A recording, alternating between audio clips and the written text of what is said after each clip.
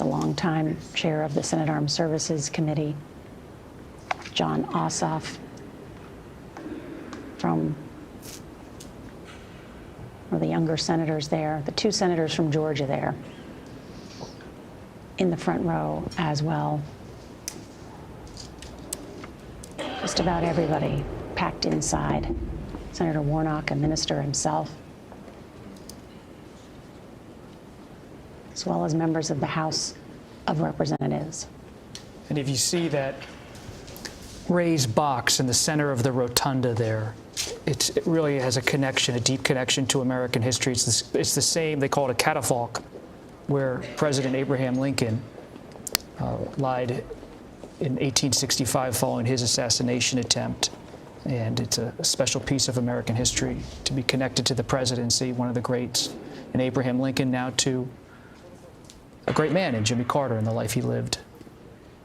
And there, the Vice President of the United States, Kamala Harris, as well as the First Gentleman, Doug Emhoff, right next to the Speaker of the House, Mike Johnson. And of course, Jimmy Carter said he was hoping to stay alive to see Kamala Harris elected President of the United States. It's one of his last things to get to vote for her. Of course, that didn't come to fruition, but it tells you that he was politically engaged to the very end. Voting by mail, right? Yes. Mm-hmm. I read that. Senate Majority Leader John Thune there in the center, from a small town just like President Carter, Murdo, South Dakota. Mm-hmm.